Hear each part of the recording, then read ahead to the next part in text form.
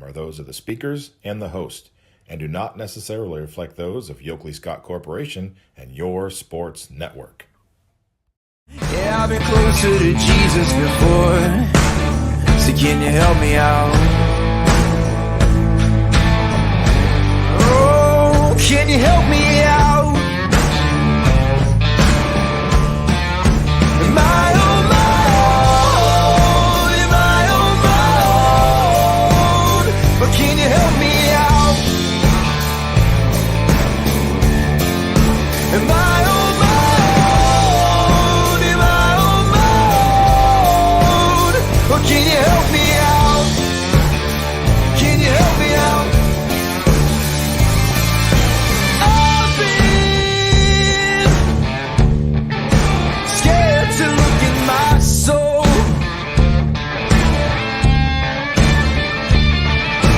I've been afraid I would follow the road. Yeah, afraid of the things I've been told. Hello, everybody. Welcome into Running Point, a Monday edition on ysnlive.com, brought to you by our good friends over at Greenwood Chevrolet in Austintown. It's hard to get that point right. It's right there, Greenwood Chevrolet in Austintown. They go the extra mile for you. Anthony Hartwig alongside Ty Bartell. A little bit late. That's okay. Little bit late. I was timing. I didn't know if you were gonna go Mr. Ty Bartell today. Sometimes you do. Keeping you on your toes. I was waiting for it, but no, you just went with straight up. But no, Anthony, it's a Monday, and we have good news and bad news per usual Like always. over the weekend. We got some fun things to talk about as far as basketball tourneys, especially in the boys going forward. And then we have an outlook on the rest of the week, too. We got some coaches that are going to come on this week, as well as we're going to start previewing our softball, baseball, and we're going to have a plan in place for that, too. So we're going to be excited to talk about that as well. Before we go anywhere, I just want to thank the Waterloo basketball program. I have mine, too. I'm going to wear it after our first commercial. I promise I'll get it on because I was good. We can bet. Yeah. I'll get it after our first commercial. I promise I'll rep the Waterloo basketball shirt. We always say it like if you're kind enough to give us stuff, we'll absolutely wear it on the show. We don't care what it is. Sponsor shirts, school shirts, whatever. We love our programs. We love representing our programs. So today, I already wore it once. It's a comfortable shirt too. Yeah, it's dry fit. It's nice. Since today's one of the times when we actually don't have teams to talk to, and we can be kind of, we can wear. Like I wouldn't wear a Waterloo shirt while we're doing a Springfield interview. Yeah. Yeah, that's. But hey, today's one of those rare days where we don't have a coach or player from a high school to talk to. So I figured, use that day, rock one of our schools. Yeah, absolutely. And I mean, with the way the weather has been the last few days, it feels like spring is at least knocking on the door. I know there's one more like winter day. I feel like looming in the background, ready to. You'll get like the 30s sprinkled in, but we should be kind of consistently in the 40s and 50s for the next couple weeks. But spring's knocking on the door. It's starting to remind me of baseball, softball as well, which I know gets you excited, Anthony. And but March is also a great time too for not only college hoops, it's a great time for high school hoops because if you're playing in March and you're playing at this time of the year, you've made it pretty far. If you're in the boys, you've made it past the district championship. You're a district champion in your own right. If you're in the girls, you're regional, state semis now. Like you're in state. Yeah, if you're playing in March this time of the year, it's a great thing for basketball as well. And we know by the end of the month, we're going to be seeing our first pitches thrown in baseball and softball, and that's the really exciting part of it. I guess on that note, shout out to the girls basketball programs that did make it to Dayton, specifically in my personal thing. Maslin Jackson getting through regionals. I know everyone kind of thought they'd have to go through Hoban, but hey, Hoban didn't make it to the regional final. They lost in the semis to St. Joe's, and then Maslin Jackson beat St. Joe's to get to the state tournament. So the Polar Bears, great program. Got a chance to talk to their coach pretty heavily in the pregame for their game against Howland, and he gave me a big media like game notes thing that made the broadcast super easy. I love the conversation I had with that program, and then want to congratulate them on getting to state. It's a great honor, and I know those girls have worked hard. They got to walk into their boys tournament game with the regional trophy and the regional nets because they played at 1 somewhere else, and then the boys played at 4. So That's awesome. not too many girls teams get to walk into their boys tournament game with the swag and the standing ovation. Yeah, that's pretty awesome too. And you know what, Massillon Jackson girls side, I believe we said they won 14 games competing in that tough federal league. I mean, they had their teeth sharpened all regular season. And you know what? Congratulations to the Lady Polar Bears for making it this far. And I mean, if there's anyone to root for the person that came out of, or root for the team that came out of your region. Let's go, Lady Polar Bears. Let's bring it home. And also, you kind of start to, since we don't have any YSN schools, you start to root for the ones that are in the region, like the Northeast Ohio, Massillon, Massillon, Jackson. I would love, not to mention, we would love to have any of those Massillon teams under our YSN banner. Massillon Jackson, Massillon Washington, all great programs. By the way, I knew that Waynedale Warrensville Heights game in Cuyahoga Falls was going to be ridiculously good. Oh my God. Boy, ever was it. 44-43, Waynedale gets to win, and inexplicably, Warrensville Heights, who has 3 players, I believe, that are over 6 foot, miss one floater from the free throw line, which was a tough shot, but it rimmed out from Jada Ward, their point guard, and then 3 offensive rebounds, putbacks that would not fall for the Tigers. And Waynedale, the Bears had some kind of lucky star on their shoulder because those balls go in 9 out of 10 times for those 6'2" girls that get rebounds like that. I mean, Sanaya Thomas averages 30 points a game because she hits all those point blank shots that she gets, and those ones didn't go in. And she only had 9 points, so they did some good job of defending her. But wow. It's funny how the law of averages kicks in too at the worst times, where it's like, now here comes the string of missing some shots at the worst time too. Or you could say, if there's basketball gods, they were unkind in that moment and they just put a lid on the bucket. And for some reason, whatever reason that was, it was not meant to be Warrensville Heights night that night. And Waynedale took the victory, and congratulations to them. These tournaments, I know we don't have any representation in the girls anymore, but I mean, they are definitely fun to watch. And congratulations to, I believe, Salem, our furthest girls basketball representation in the tournament this year, all the way to the regionals. So Lady Quakers ranked number 1 and made it the furthest. So well deserved. We'll talk to that Salem game more. Norton beats the Quakers 44-27 tie, a game that Norton's defense did what Salem's defense does to a lot of teams. They did it to the Quakers, and that's why this game was so interesting to me when I was preparing for it. Both teams played very similar to each other, and I felt like whoever kind of flexed the muscles on the other one was gonna turn away with this game. Norton trapped like crazy. They put extremely high ball pressure on the Quakers, and Salem couldn't get much flowing on offense. You add that to the fact that Norton got a lot of 50-50 balls. The Panthers also got a couple of calls. There's always calls that go either way. I don't want to call them controversial, but they're ones that you make one side of the gym happy and the other side not. And it seemed like Norton was getting those ones pretty consistently too. You add that with this suffocating defense that wasn't letting Salem do much of anything. And that's how you get Norton getting into the state semifinal.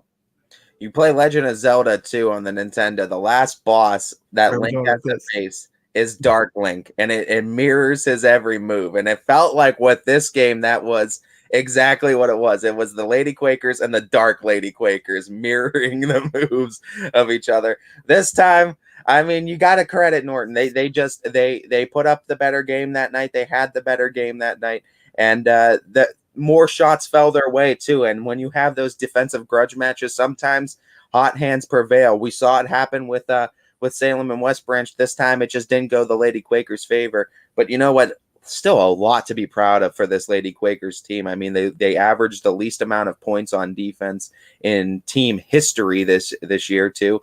I think it was 31.9 in the regular season, or 31.6, and then it was 32.1 overall, including the tournament, which is phenomenal as well.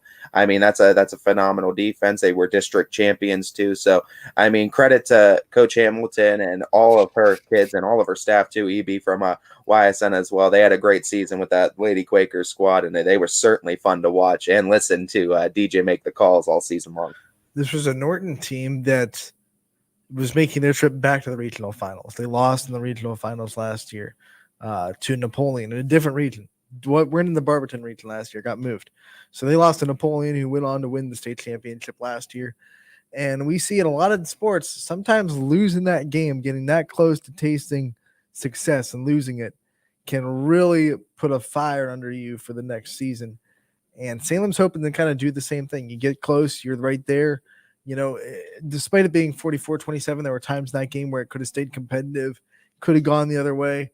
So you feel like, you know, you get back there, you have a chance to compete in that regional final, and it could propel them to the next level the next year, just like Norton did this year. Culture too has been pretty well set in Salem with what Coach Hamilton her staff are doing. Yep. I think the culture's starting to get set, and I think this team in particular, if there's any kind of model for these younger players to kind of build off of and try to take the mold of, I think this is it. And I think this is how Salem is going to start to be able to build this culture back to what it was when Hamilton was playing in the 2004, 2005 years. And that those type of Salem Lady Quakers teams. And I think she's going to be able to get it right back to there because she's bringing that kind of culture back to the system, and she's bringing that defensive mentality of shut the other team down, and if they can't score on you, they can't beat you. And the other thing that I don't think enough people talk about is, and I think it's the reason why she's had the instant success she had. She was the volleyball coach before she was the basketball coach, and a lot of those girls that came from her volleyball team played basketball. So they knew what it was like to be coached by her. They knew what culture to expect. Plus, she was on the staff of the basketball team with Coach Natoli. So it was a great move to just pop her into the head coaching spot and move her from volleyball to basketball. You really don't lose any culture. The girls come in knowing exactly what to expect as far as what culture she expects from the team. And I think it was just a brilliant move, and that's why they took 1 year. They went to the district championship, lost on a buzzer beater. The next year, here they are in the regional championship. And next year, they have pieces still, a lot of pieces to come back and try to make a run this time at Dayton. Yeah, and I mean, who knows what Salem can put together as far as the next few years. And I mean, you look at it, the beautiful thing about basketball is you don't have to be the best basketball player to be great on defense. And that's the thing. Salem has a lot of athletes that have come through that school. I mean, there's no doubt about that. So if Coach Hamilton just has some great defensive schemes and she has a plethora, there you go, our word again, of athletes in Salem, she's able to put one and one together, and you can expect some great Salem defenses, I think, for the next few years. Oh, look, I get a troll account. Yes. What? Oh, the 17th. Loving the Waterloo shirt, my brother. You know what? It's cool because look exactly like you. My birthday is the 17th, so right there, the 17th. It is meant to be. I feel honored to get a troll account. You're Anthony Hartwig. They didn't even do a different misspell. No, but they didn't put a Hartwig name. Or spell it with the word heart instead of HART. Which one are you then? If that's the 17th, because it looks like you, and the name is it. I'm trying to figure out what picture that is in there. Is that a picture of me? I don't know. It's not like a weird misspelled name or one letter that's different. It's your name, the 17th. Let me full screen you so I can take a closer look at this profile.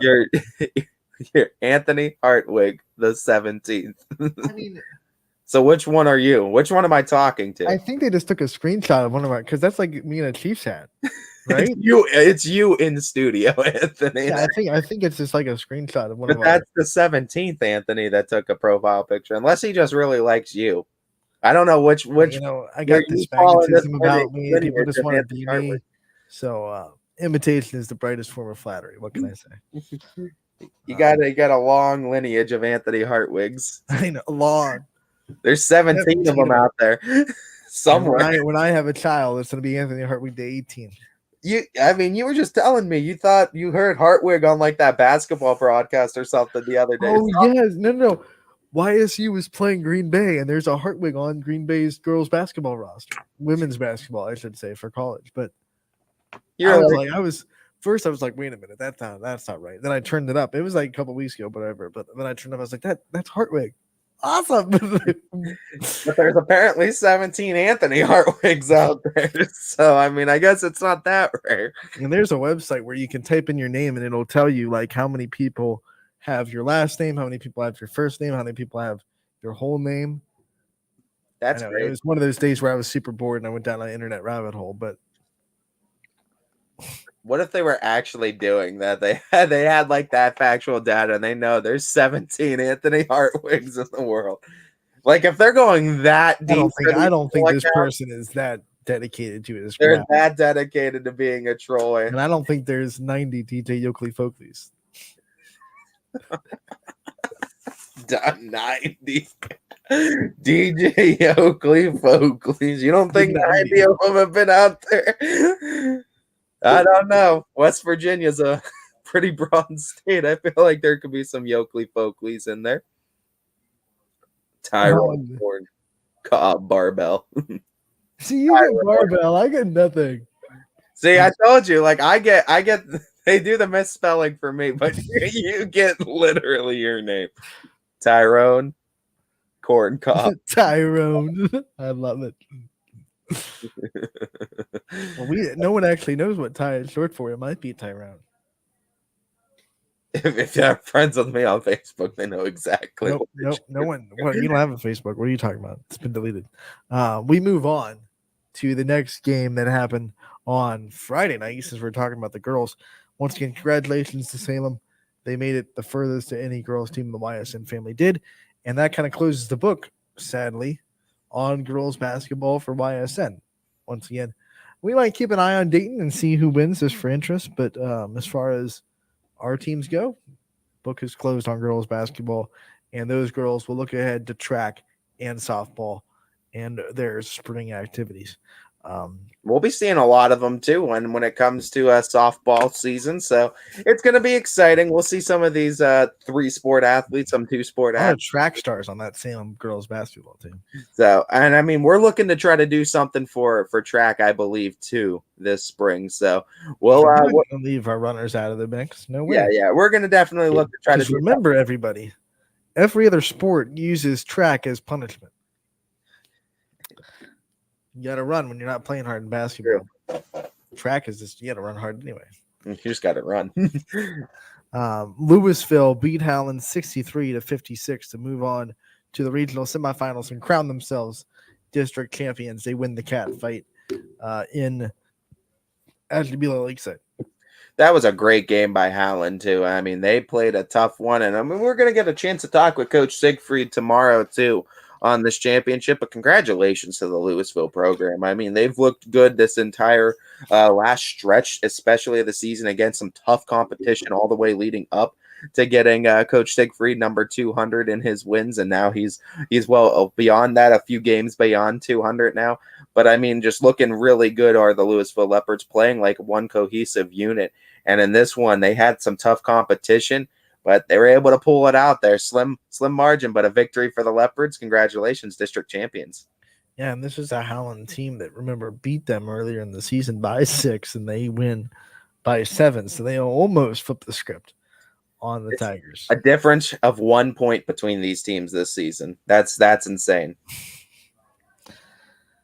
1 point. But the difference was, I think, and you said, I think experience in that position,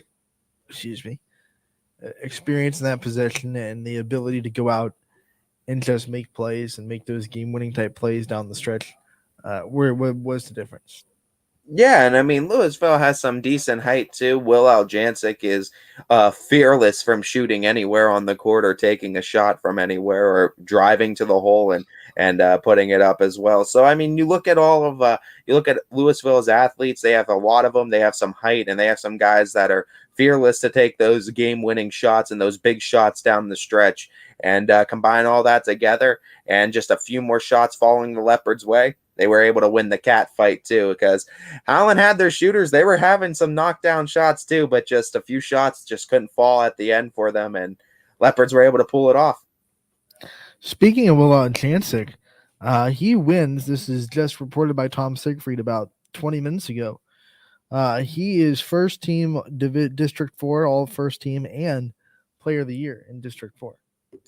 I mean, I got a chance to see him, and like I said, I think the funny thing was Jancic, when he came to Fitch, I believe he was held to like a minuscule amount in the first half. Like, he did not score a lot at all. Louisville didn't score a lot at all. And then he came out in like the third and fourth quarter, and it was literally like video game, just like green bean from outside the arc everywhere. Just bang, Green bang, bean? bang. You know the perfect releases on 2K? Yeah, you're not up to date with that, Anthony. You get those green beans and just bam, bam, bam, just sinking threes everywhere. And I mean, when he gets on a hot streak, I miss the good old days where all you had to do is hit circle and it took the shot, and it was just based on how good your player was, whether or not the shot went in. Oh, now I have Anthony with a lot of Y's. I'm not going to count them. Anthony, let's go, Cheney. Anthony Olive? I don't get it.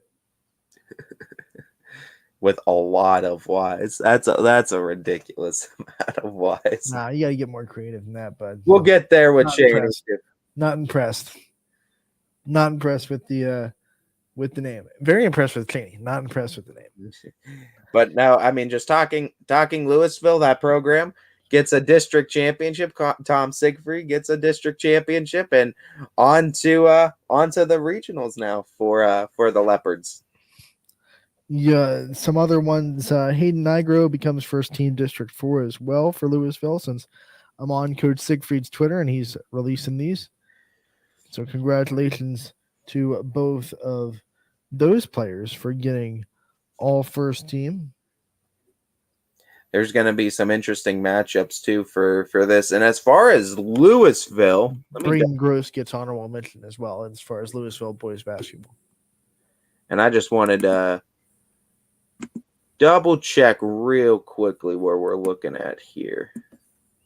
Pull these up. I just want to get their game correct for D2.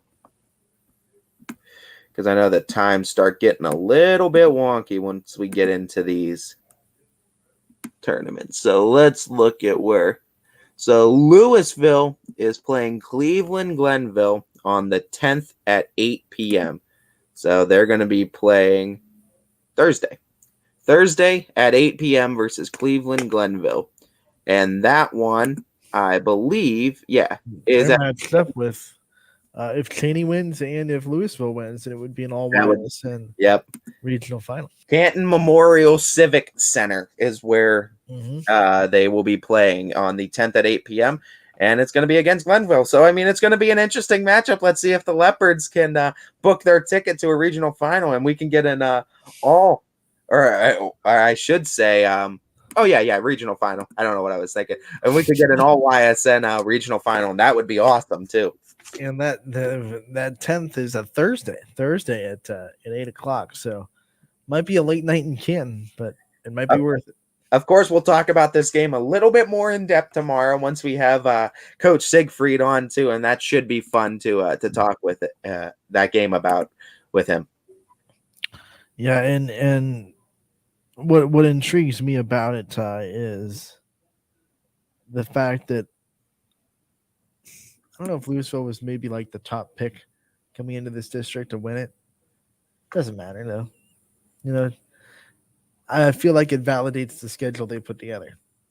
I think the schedule that they put together and the schedule that they won in down the stretch too, because when we were saying that for Siegfried to get like 200, he had to win like 6 of his last 7, and these were like really good federal league teams that they were playing, and like just some like really good competition too in other divisions. So like they were able to play and compete with and win those games to get them 200. Not to mention too, in that schedule of 22 games, 50% of them 11 games against Division 1 teams, and this is a Division 2 Louisville team. So they were consistently playing up competition all season long. Your Fitches, I believe your Hoovers. I mean, there was federal league teams mixed in there all well, and that's what they were able to do with an independent schedule. They went to Massillon Jackson and beat the Polar Bears on the road, and that was big. Probably the biggest win on their schedule. Let's stick with the good news from Friday. Since we've trended with the good news for the boys, we started with the good news. We kind of previewed the Cheney one too, kind of. I don't know, Camel got the 74-54 win over Jefferson. Ty, you were at this game. What was the big difference? We saw both these teams come in with electric offenses, and not that Jefferson's offense was slouching. I mean, 54 is a pretty good output, but it wasn't what we're used to seeing from Jefferson, and Camels was exactly what we're used to seeing. As they put their foot on the gas, and there was no question about it, 74-54, Camel looks sharp as ever in this district championship game. Third quarter, I mean, was the difference in this game. I mean, the first half, it was anybody's ball game. It was a 1-point game. Camel led, and I mean that was because a shot was waved off because Jefferson hit a buzzer beater, but they said didn't get it off in time. But I mean, it was like right there from like half court, so it would have been a 2-point Jefferson lead. So that one kind of gave Camel the 1-point lead, and I think that was huge for them going into halftime, and then coming out of it, 27-12 run in the third quarter for Camel. And I think that was the absolute key to the game. Kevin Moore came out with some highlight reel dunks that swirled on our socials, swirled on the Camel socials too, on the I believe the athletics page that they have out there, and we shared it too on our socials. And he had a few dunks throughout the night, and with the way that Camel packed that Howland gym too, they had the long side, and not a seat was empty on that side. And Kevin Moore slamming some home definitely got that gym rocking, and it got that side rocking, and they were able to carry that momentum. And 27-12, like I said, third quarter, after they were leading by just 1 point going into halftime, they led by 16 and never looked back. They continued that lead into the fourth, and Jefferson just couldn't keep up after that point. And that's the thing with a lot of teams, I feel like, that have faced Camel this year, is that first halves, a lot of teams have been able to compete for a half, a quarter with Camel, but it's the endurance and the durability of Camel to go 4 quarters so many games this season has proven why they've been so difficult to overcome and beat, is because they just apply pressure and they keep that motor running all 4 quarters, and a lot of teams just can't keep it up. Yeah, and first of all, you brought up the crowd. Let's bring up the fact that this Howland gym was literally sold out. Yeah, Jefferson brought everyone too. They put out a news release before the game. I believe like it was a couple hours before the game, and I texted it to you. This game was sold out, so you could not get extra tickets to this game. It's hard to sell out that Howland gym. It's a pretty big place. Talk about the environment. I mean, you were right in it, and you were in the media table, so you were literally right in it. I was in the Jefferson crowd, and I mean, you had the Camel crowd across, because there's, you know how Howland's gym's set up. You have the shorter end, the visitor side, and then you have the home side, which is a double decker kind of deal too. So there's a front, top, and a bottom, and that was completely filled. That's what Camel had. Camel had that side. Jefferson loaded it up on the other side, and props to Jefferson. They had to make a little bit of a drive too, but I mean, this game being hosted in Trumbull County, and I thought it was a perfect little meeting ground for both these teams to make that drive. Not too long of a drive for either team, but a long enough one to make it out for a lot of these fans. And you saw everyone show up, and from the moment it started, it was loud. It was loud. I usually go with like one ear covered and 1 ear uncovered. So like if I could hear like the refs, I was just like, that's not happening. I can't hear anything. I had to do double. You had to double it up. I had to double it up because like I was doing one and I couldn't hear myself think because they were getting loud. And I love that kind of environment when tables and bleachers and everything are just shaking because of the vibration. I remember that table is not exactly the most sturdy, so it was probably like rocking on you. You're sitting there. It was. It was actually a really nice spot too, where I was set up too, because I had the perfect angle for the pan too. Right. It was I'm sure it was like doing this and then. yeah, I was like, oh god, oh god. You have to hold the tripod so it doesn't fall off the table because it's rattling so much. And when Kevin Moore's throwing down grown man dunks and the entire Camel side starts getting up and rocking and stomping their feet, I mean, that gym feels like it is shaking. And it probably was. I mean, the roof was ready to blow off that place. So you'll look at it, and Camel advances to the regional semifinal at the Canton Memorial Fieldhouse, not the Civic Center. D2's in the Civic Center. I believe D3 will be in the Fieldhouse. And that went on Wednesday, or is that one on? No, Which one? D2, you said? D3, the one that Camel is in. Oh, they're on Wednesday. They're playing in, Canton Memorial Fieldhouse Wednesday. I thought I was right, but That's at 6 p.m., I believe, that they're playing. make a mental note. You can never second guess myself. And that's going to be an interesting one because we're guaranteed a YSN representative. I mean, we don't want to spoil what we're going to talk about in a little bit for Saturday's games, but I mean, they were guaranteed to play a YSN team anyway. So if you haven't seen the score yet, and you're sitting on pins and needles.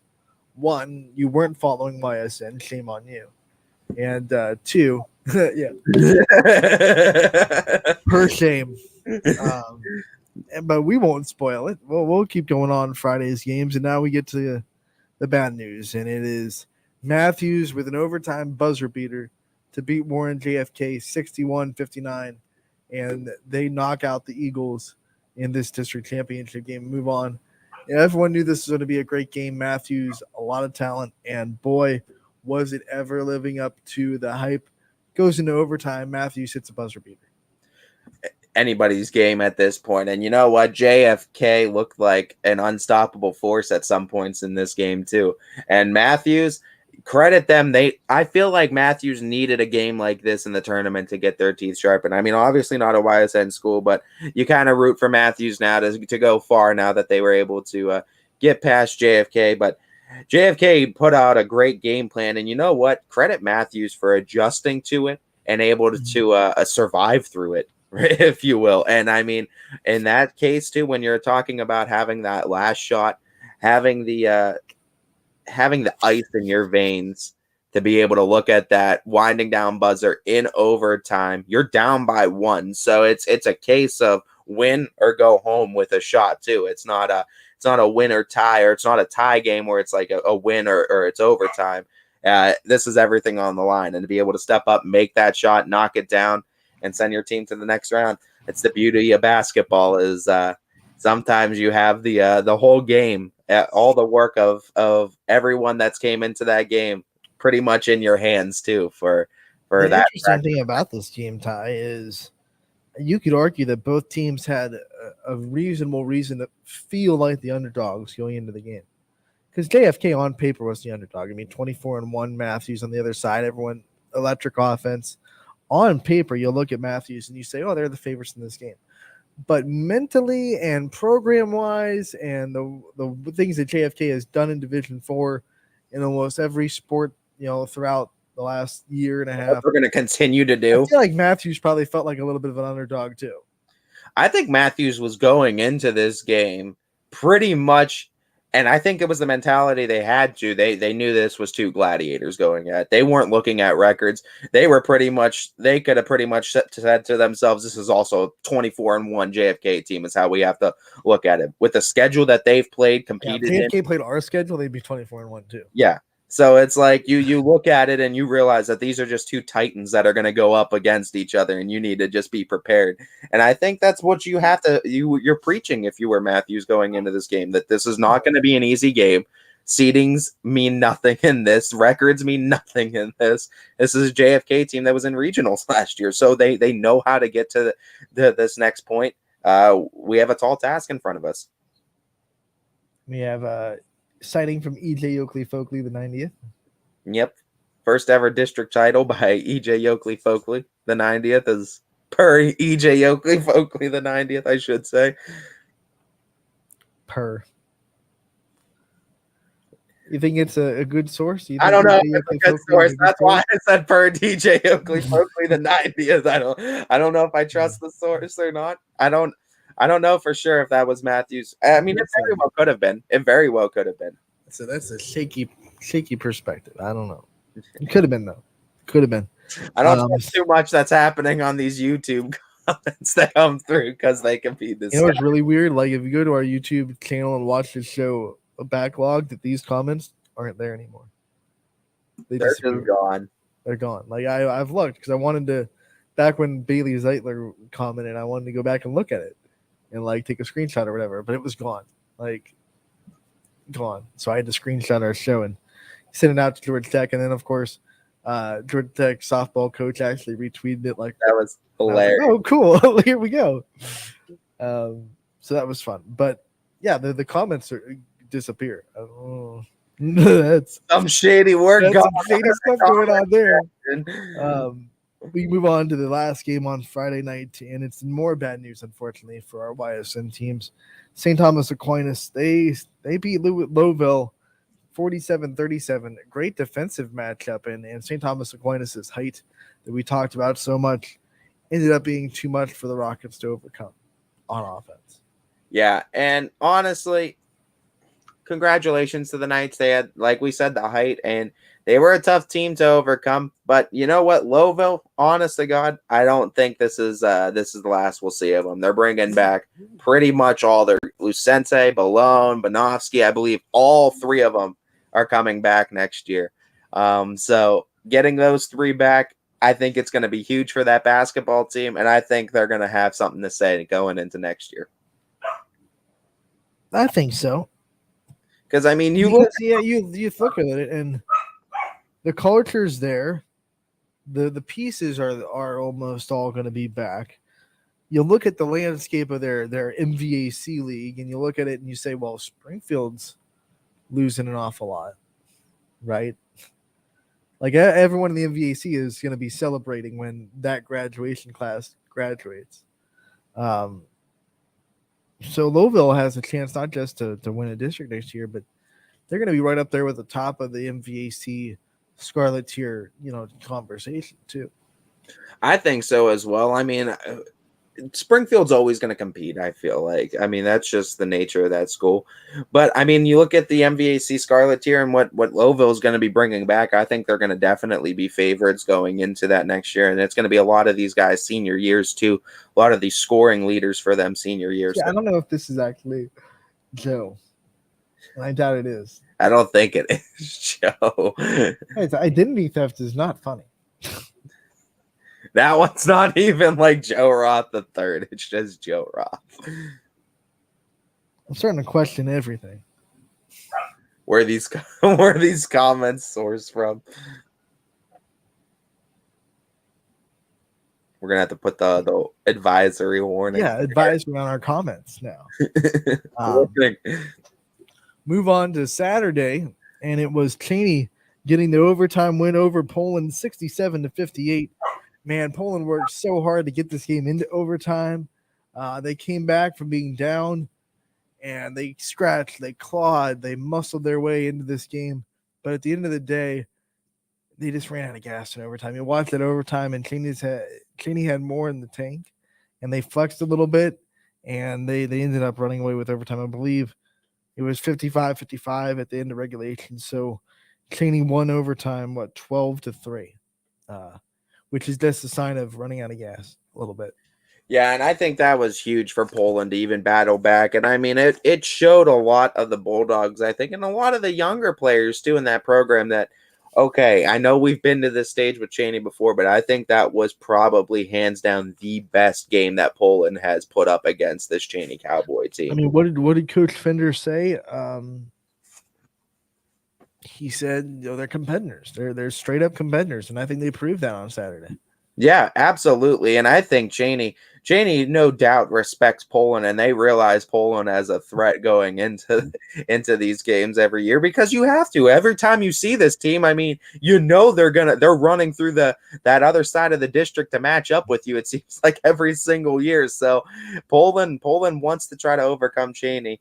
And I think that was the closest we've seen them. And I think they're starting to get the pieces together in that culture. And I think the the plans at least are in place, the blueprints in place for these younger players to step in now. One of the coolest moments of the weekend, and I think this is why Cheney basketball won Twitter over the weekend too.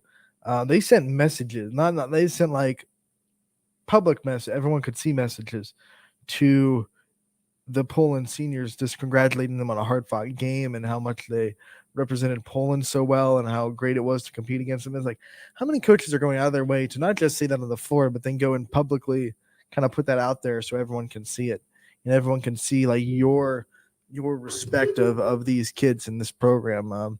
It was really cool. You don't see that too often. Yeah, no doubt. And I mean, Boardman was rocking too. I mean, you want to talk about something that was rocking. That was incredible seeing both those crowds in there, Cheney and Poland. And I mean, it was right in town too. What else can you ask for? I mean, this was a close drive for both teams. They didn't have to go that far to go to Boardman, and Boardman's a great host site too for these kind of games. And boy, oh boy, did they ever put on a show for that crowd. And I mean, Poland put up a great fight. I think Coach Fender did a phenomenal job with this group this year. And I think, obviously, we said I think he's outright Coach of the Year if he beats Cheney. But I mean, he came, I think, closer than Poland's come in the last few years to doing it. So I got to say congratulations. These guys make me question everything. I think this is Noah. Pretty sure it's Noah, and this sounds like Noah. This sounds like something Noah would do. So I think we can firmly say that Matthews is a first-time district champion. But once again, these YouTube trolls make me question everything. Yeah. I hope it's Noah. I hope no one would pull identity theft on one of our best announcers. Pull identity theft on players and announcers and everything else. So back to Cheney. Yeah, I think they showed a lot of class.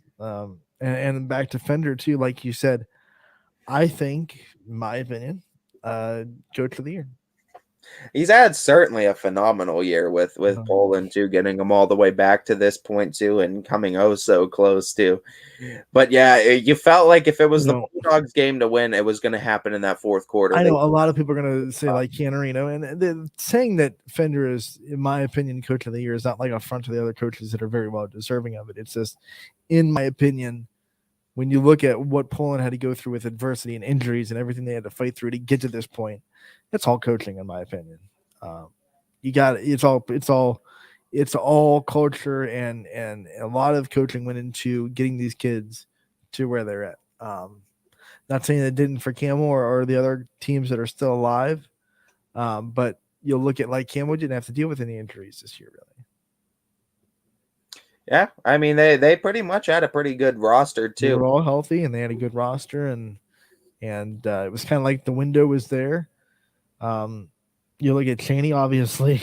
Cheney had to deal with some injuries. We want to send our thoughts to Clive Wilson. He went down in that Poland game. We hope he's okay.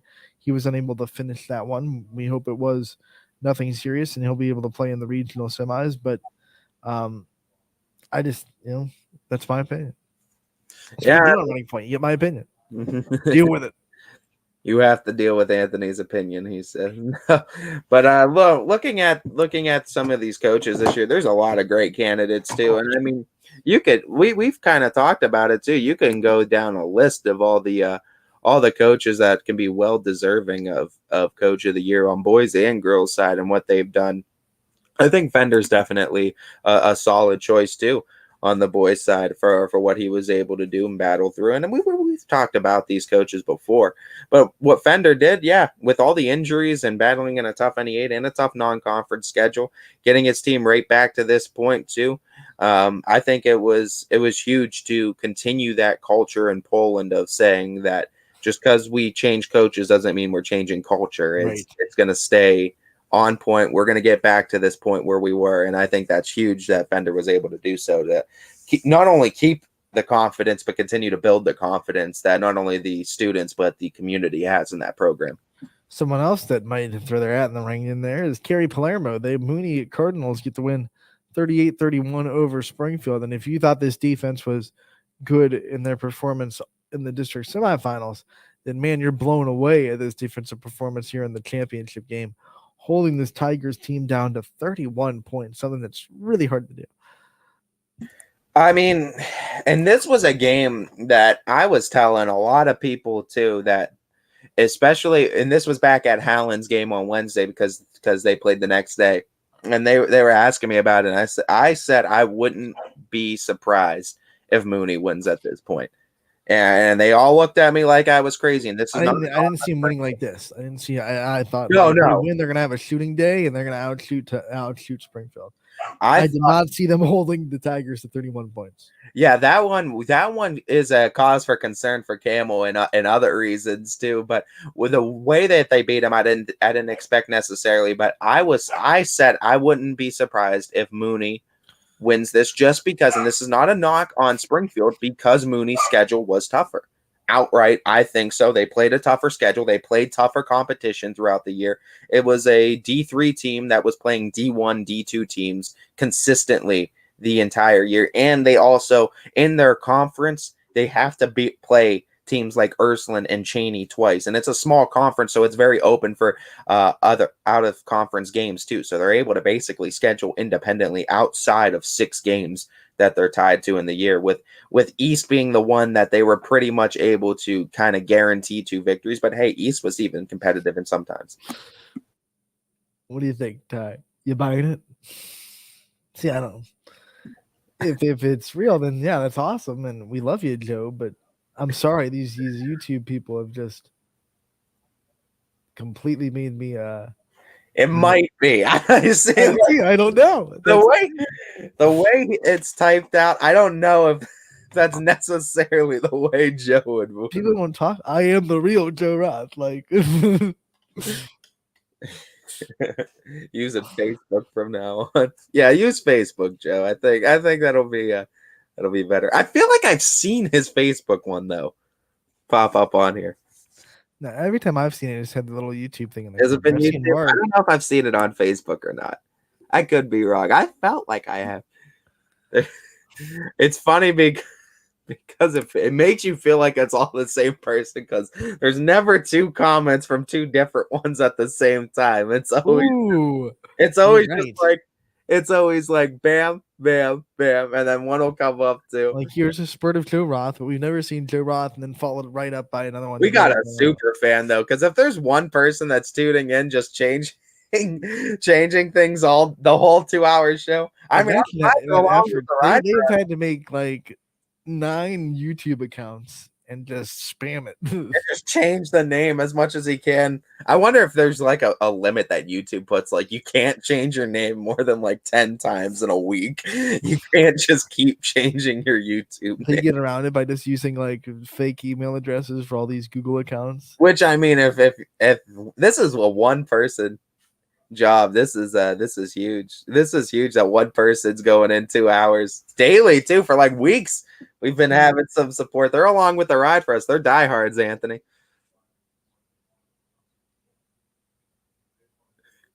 Poland give us triple. I give them their flowers. What? Oh, it's DJ Waller. Maybe. We don't know. This is really. It's DJ Waller. It might be DJ Waller. It might not be. Don't take it for a grain of salt. So we got to be careful with these. Like if one of them says something, like if they come in this section are not reflective of Yoakley Scott Corporation, not reflective of the people that they may or may not be representing. Anthony's just gonna have to post.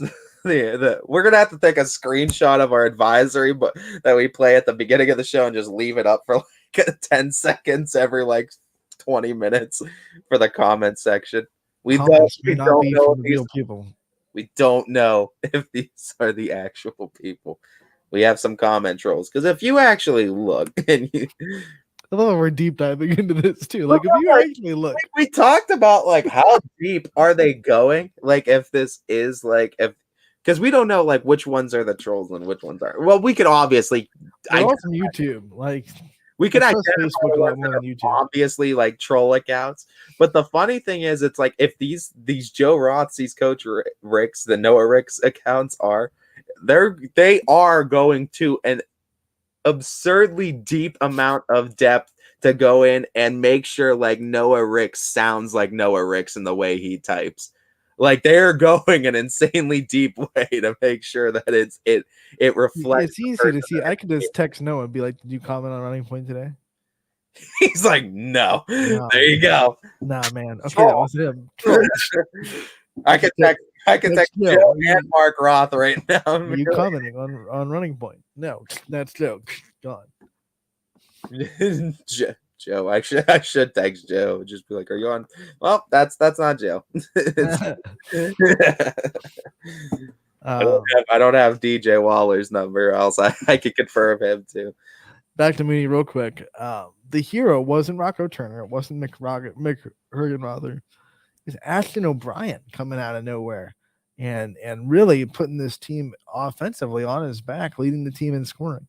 So unsung heroes in tournament time. And that's the biggest thing. And we've always said too, during these matchups too, and once you get to this far in the tournament, there's really no secrets on who your best player is. They know who they are. They're going to key in on them. And really what it comes down to are these role players. Who's going to step up?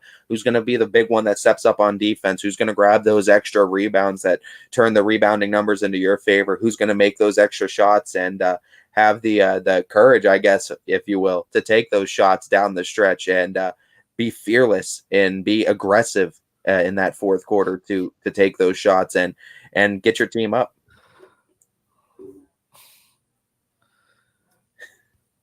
It's coming back tomorrow. Come on the show today, Noah, with what you have on Matthews, and then you could talk about it. If this is Noah, just pop in right now. You know you're always welcome on Running Point, Noah. I don't know, man. If it's Noah, pop in. We're gonna figure this out. We're gonna take a break. Figuring this out. We'll be right back on Running Point, brought to you by Greenwood Chevrolet in Austintown. New things happen all day. Some are good, some not so good. In today's complicated world, while you're busy working, playing, and living life, we're busy helping you make sense of the day's news. And there's only one place where it comes together with clarity, context, and accountability. It's 21 News at 6 with me, Madison Tromler, and Derek Steyer. 21 News at 6. It's what the day's news really means to you. Welcome home to a home made homier with Baird Brothers Fine Hardwoods. Inspiration starts at BairdBrothers.com and is turned into reality when high-quality hardwoods are delivered right to your home. Baird Brothers has the latest design trends, shiplap and skinny lap interior siding, antique oak rustic flooring. And, well, you'll find them all at BairdBrothers.com. Ordered easily, delivered conveniently, enjoyed comfortably. BairdBrothers.com. At Greenwood Chevrolet, shop with confidence knowing we're ready to go the extra mile for you. With the largest selection of used vehicles in the Valley, backed by the Greenwood Advantage Warranty. Every one of our vehicles has undergone our own 126-point inspection, so it passes the most important inspection, yours. No other dealership has the extra inventory, gives you extra for your trade, and goes the extra mile for you. Only at Greenwood Chevrolet. WRS Wealth Advisors, the area's premier wealth and retirement specialists. Located on South Avenue in Boardman. Quality, customer service, and integrity. Those are the four words that have driven our success since 1957 at Joe Dickey Electric. Joe Dickey Electric is one Mahoning Valley landmark business that stays current with the requirements of our customers. Family owned and managed, we are an electrical contractor and energy solutions provider. Every member of our team adds to his or her skill set through ongoing training. Residential, commercial, industrial, automotive, and more. We keep ahead of the needs of our customers with a fleet of more than 50 vehicles and 24/7 emergency service, so you're never left in the dark. When looking for home design inspiration, don't just be inspired, be Baird inspired. Whether new or remodeling, Baird Brothers has the latest trends like shiplap to refresh your home. Go from inspiration to installation with our wide selection of in-stock American hardwoods. From the rustic charm of antique oak to the warmth of traditional cherry, Baird Brothers has what you need to make your home inspiring. Baird Brothers, our family's heritage, your family's home. For a great vehicle and a great experience, come to Boardman Mitsubishi today. As always, our full lineup of Mitsubishi models comes with a standard 10-year, 100,000-mile powertrain warranty. Boardman Mitsubishi, your hometown Mitsubishi dealer since 1999. Coca's Pizza, always supporting our community and our local athletes. Stop in on game day or score big and have it delivered right to your door. Check out our daily specials at cocaspizza.com. That's Coca's Pizza. We serve it hot. At Hubbard Chevrolet, Hubbard can help you get the financing you need, regardless of your situation. I'm Tony Page, and I've helped thousands of customers in Northeast Ohio and Western Pennsylvania buy a vehicle. Visit HubbardChevy.com to get pre-approved. Remember, folks, Hubbard can help.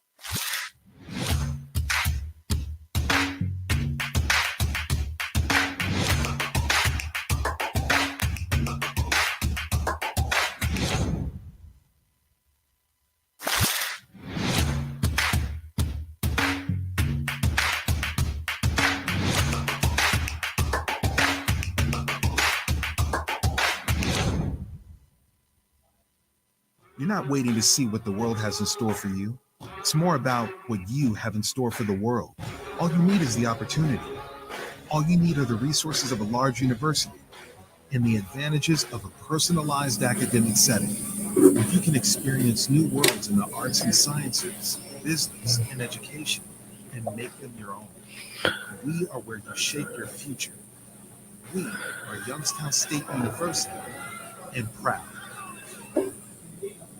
Welcome back to Running Point on ysnlive.com. So we figured some stuff out on the break, Ty. Done some investigative work. And I can very confidently say that that is actually Noah in the comments. All right, Noah. It's Noah Ricks. We got a Noah Ricks confirmation on you. We need like the what Twitter does and what Facebook does with the little checks, the verifieds. That's all. Yeah, if all of our people were verified, we're not even verified. We're working on it. You lied to me. Oh, I almost swore there. I was about to say we don't have like, whoa. What is this from DJ Yoakley Folkley the 90th? I don't know if you want to. I don't know. I would wait. I'd take a look at it before. I'd take a look at it before you want to throw that on. I don't know if that's something you necessarily want to promote.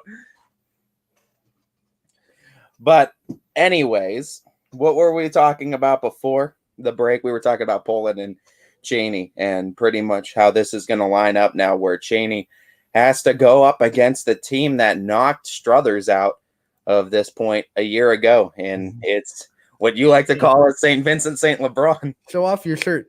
Yeah, I got it. I told you I'd get it on by break. The Vikes rocking on Running Point. No, it says I don't even have close to enough followers for that. It's hard. It's a hard life. You have to be in the top. If you get it by followers, I was looking into this because I want to get Ysn verified. If the followers are the only thing that get you it, you have to be in the top 0.5% in your geographical area of followers. You got to be known. So it's like, I mean, we have over 4,000 on Twitter. I don't know if that's close to the top 0.5% in our geographical area. You're verified in my heart, Noah. You're verified in my heart. We're both repping Waterloo basketball. Speaking of Waterloo basketball, you saw me throw it on my social yesterday. Kara English getting selected to the YSN All-Star. I don't even have a Twitter. And putting some English in our All-Star game. Also, Luke Simons from Waterloo Boys getting selected too. So I'll throw love out to the Waterloo boys and girls that got selected to the our All-Star games are almost completely with the rosters. We have more trickling in, but as you have seen in the last week and a half, the graphics pouring every day as we get more and more confirmed into our All-Star game. We'll have more information on that March 26th. Girls at 5, boys after. We'll look at it and you look at some of these names that are popping up on it already. I get excited every single day. I refresh the YSN page to see if any more drop too. I love the graphics too that we have with them, and I love the selection process. It gives something exciting too, because I keep waiting for the teams too that have yet to drop, and I'm like, all right, who's getting into it? I have to full screen this. Read this. Rob Aljancic, Rob and Bob, Bob Smith. Now Rob Aljancic blaming Bob Smith, if that's Rob Aljancic. Talking about the Waterloo team that was loaded a couple years ago and could have made it to state, and that was very true. COVID year, and that was the same time that team was loaded, because that team had, I think, a junior, Kyle Shockley. They had like so many guys over 6'4", 6'5". I have Waterloo people tell me all the time that they're so upset that team didn't get a chance to make a run, because they were a phenomenal team. Poor Bob Smith is getting thrown in. Yeah. I don't know if Bob Smith's.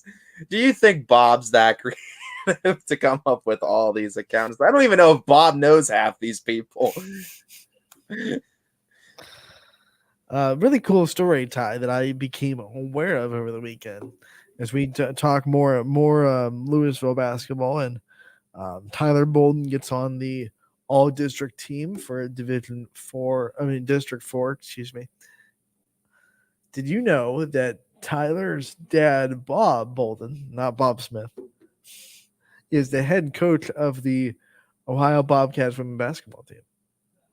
I did not know that. That's kind of interesting. Wow. You're going from coaching a Division I basketball team to trying to get to your son's games. He was there in the district championship game. That'd be a great get if we could get Coach Bolden on the show to talk about how he juggles being a Division I basketball coach with trying to support his own son and be at as many games as possible. Yeah, I mean that's the tough life of a basketball parent, but I mean the knowledge too that he's been able to, you got to imagine, give his son through just basketball. I mean, just having that aspect of coaching at that level too probably helps so much, boys or girls too. I mean, that's a beautiful thing about basketball, is that a lot of boys and girls schemes are pretty much universal. You can flip to both sides. Sometimes it might need like a little tweak here or there, but like it usually is pretty universal, and you can flip it one side to another. And that's I think a very unique thing about basketball. Coach Bolden was on YSU's staff for a while. I do remember that. The head coach of the Bobcats. They're in the MAC tournament. That's always a fun tournament to watch. And I mean, just being from Kent State too, I mean, I love watching the MAC tournament. There's so many good basketball teams coming through here. Kent State's been looking good too. So they play in Cleveland in the MAC tournament on Wednesday. I forget, all these days are matching up. I think Louisville's on Thursday though, right? Yes, I believe so. So it lines up that he might be able to get to that.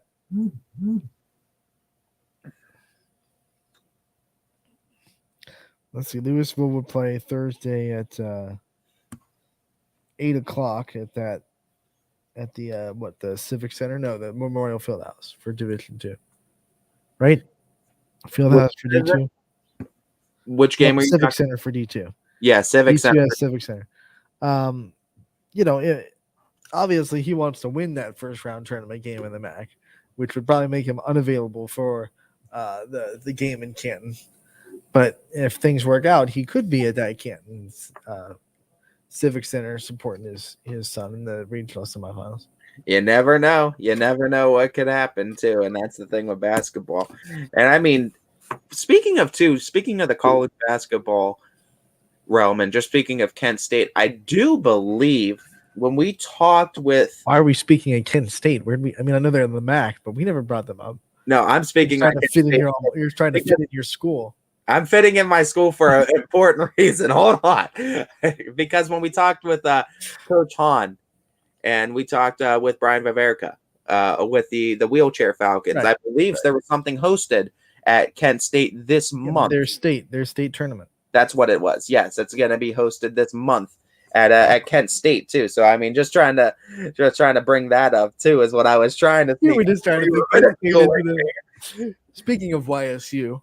While we were talking, you got to fit in. Speak on YSU then, Anthony, if you want to speaking about Georgia Tech. Now you're just stretching. Now that's a stretch. Speaking on Georgia Tech from a completely different conference. So if I was like really, I mean, we'd have a Georgia Tech writer on every week, and we'd talk to him. If I was that kind of guy, yeah. I mean, leave that there, and if you know, you know. You gotta have one Georgia Tech person on. Georgia Tech writer comes on the show every week, talks about Georgia Tech sports. That's Even though we're not anywhere close to Atlanta. That's your favorite thing, Anthony. That's what you love having on this show. Is just it's my show. I'm gonna do what I want. 1 hour of Georgia Tech, non-qualified, talking about Georgia Tech, just random sports from Georgia Tech for an hour, and then an hour of local sports. That's what we're doing. Anthony's like, I got this great idea. I got this good idea. Georgia Tech for about an hour. But no.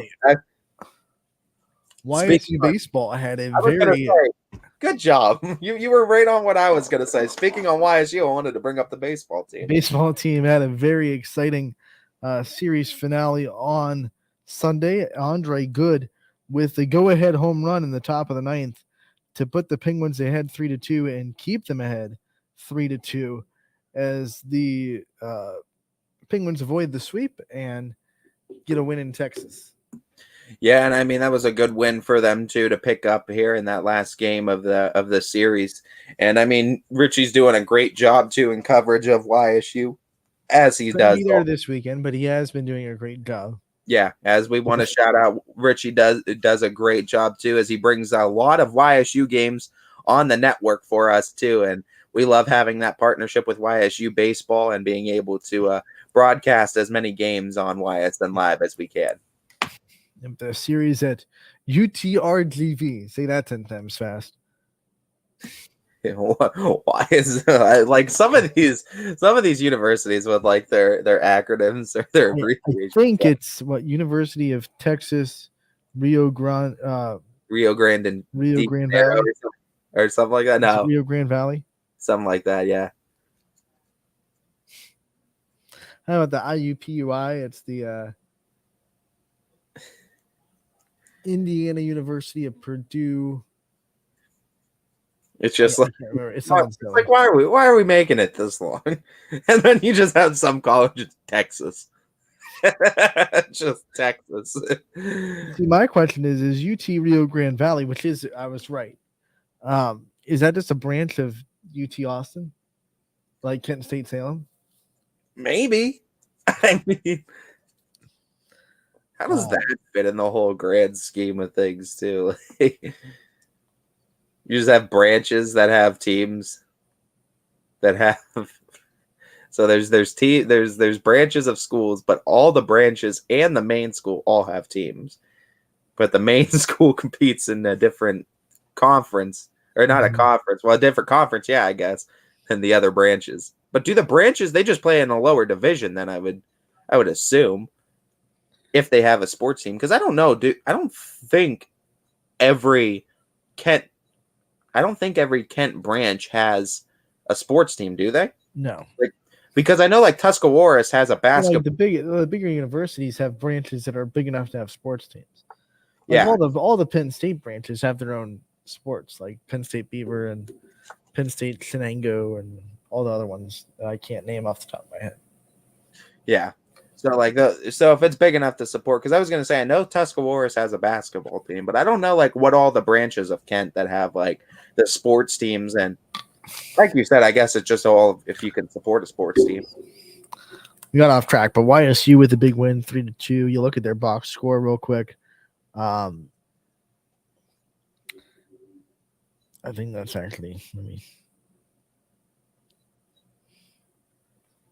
Andre Good was the only person that hit a home run, obviously, but Dylan Swarmer got 2 RBIs for the Penguins. He was 2 for 4. The only Penguin on the day that had multiple hits, 2 for 4 with 2 RBI and a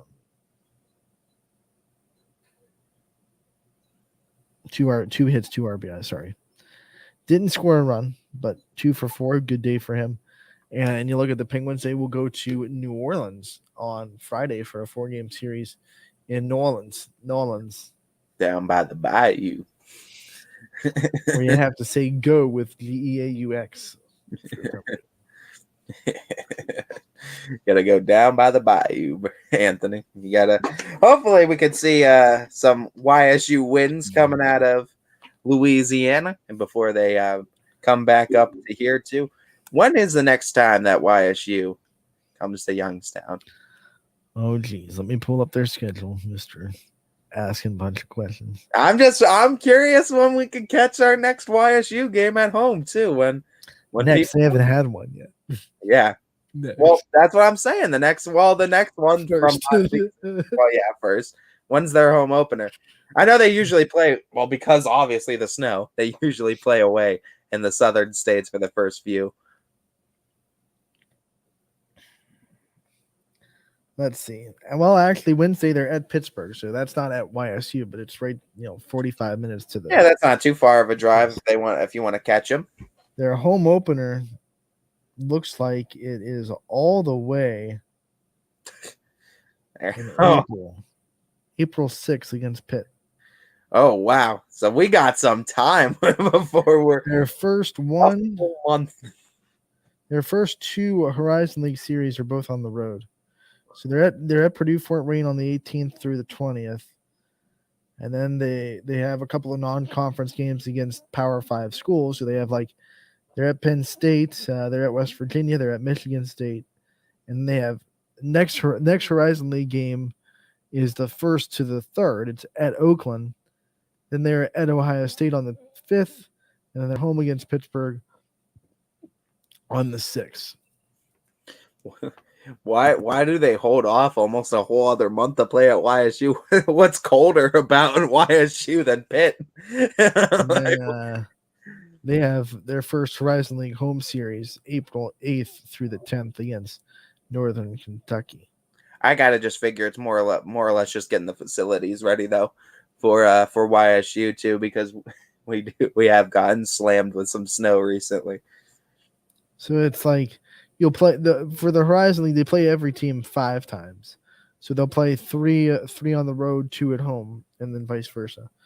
So this year they have 3 at the team to watch in the Horizon League is always Wright State.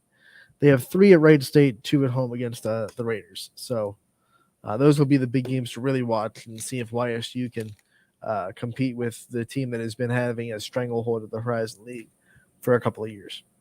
Yeah, and I mean, Georgia Tech swept them, by the way. Yeah, there goes Anthony too, sneaking it in.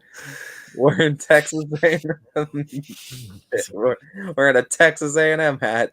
It was the only thing that matched the dark burgundy and white. Yeah, that's true.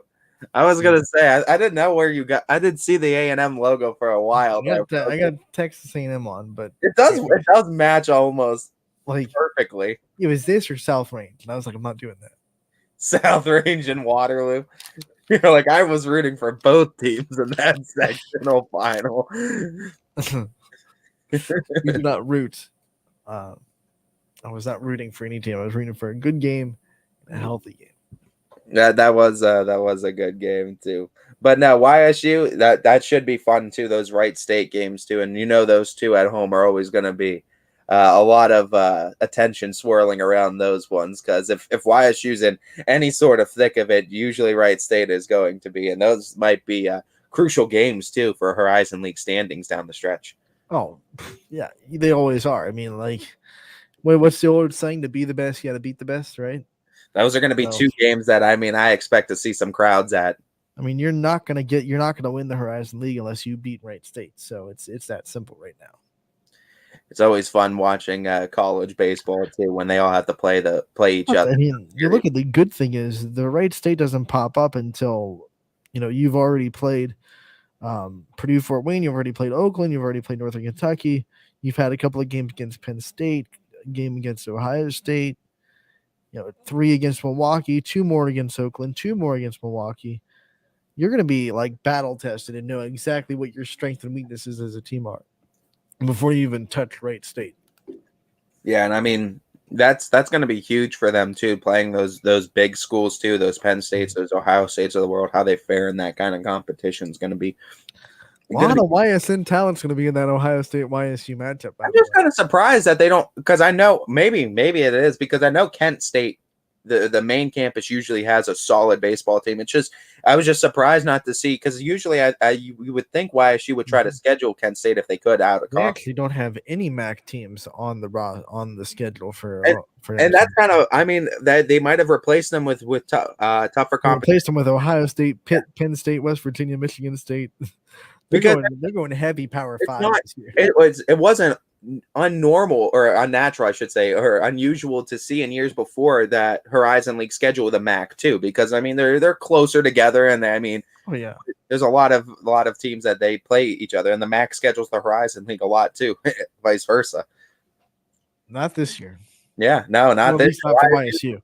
YSU is going to try to flex their muscles on some of these bigger teams. That'd be big. I mean, if you win, you beat Penn State or Ohio State. Like, they have 2 against Penn State, then they have 3 against West Virginia, 2 separated from Penn State. So they'll play at Penn State.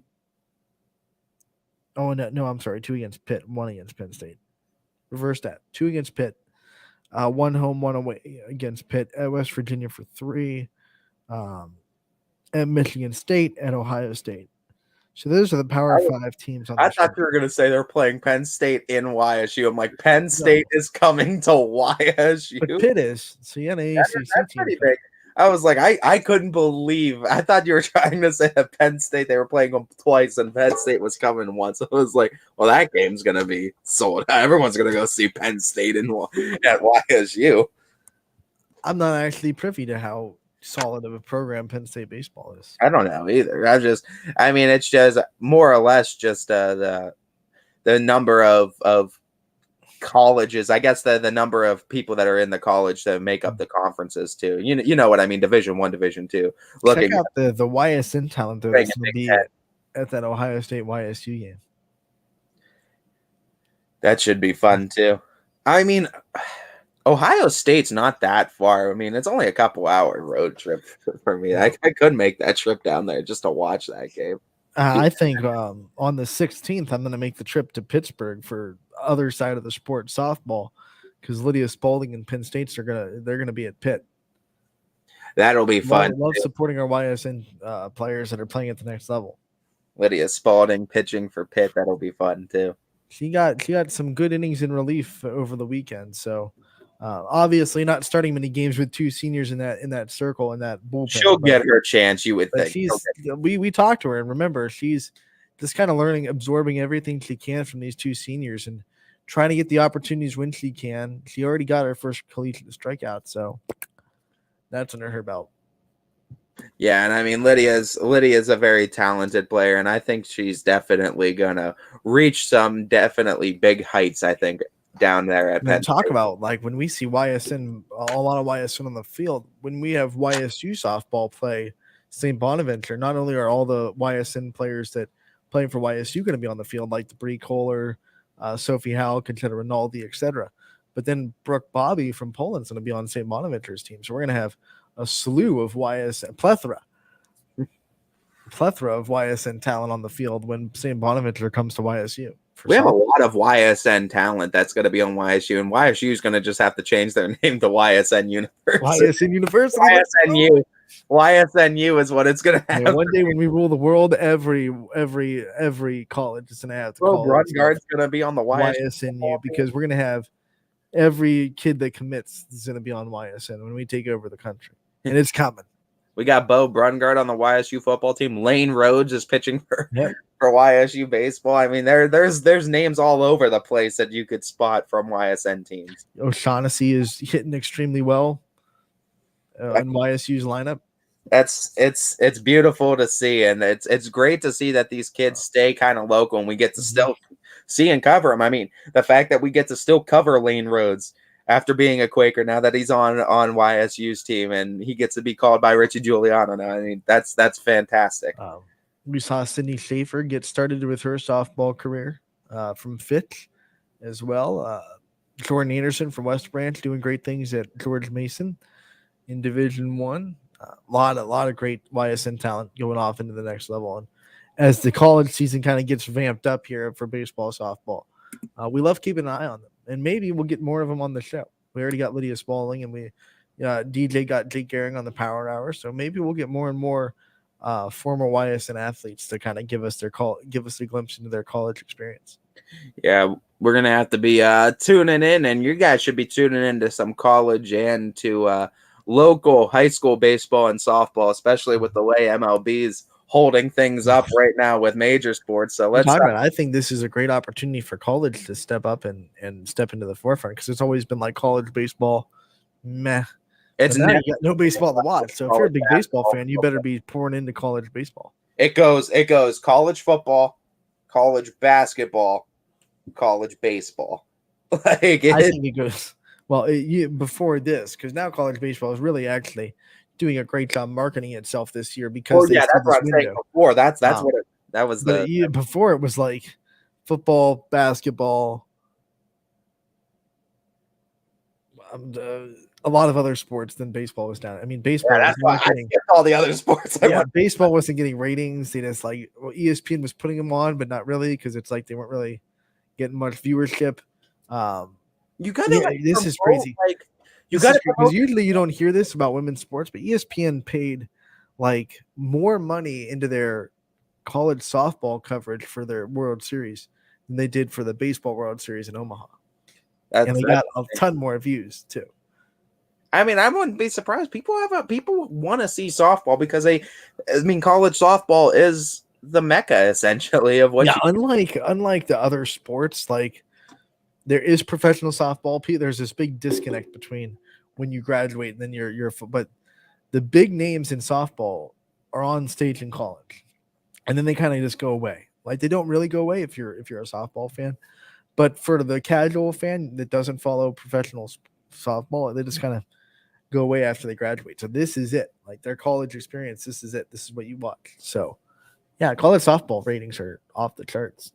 And I think the biggest thing for baseball and softball, for you, it might be the same for you, but for me, like getting into a sport, like when you're being able to promote the standings and why these games matter, and like that's a thing. I feel like you got to build the story into the sports too, because there's I think it goes hand in hand with athletics and story. That's why we watch sports. That's why we view it as entertainment. We're watching these people that we can do these type of things, but we're also watching it for the story aspect. Why does this win mean in the grand scheme of things? Because you have a team that you root for.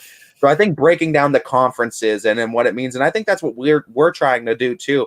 And I think I don't want to pat ourselves on the back too much, but I think we do a good job of trying to break down on like, here's the sectionals, the districts, the regionals. Because before, I mean, it's confusing in the local realm, talking about like a high school basketball bracket. I don't know how many times people have asked me, like, what are we in right now? Districts, regional, sectional? I don't know. Yeah. And sometimes when I get confused, like, where are we?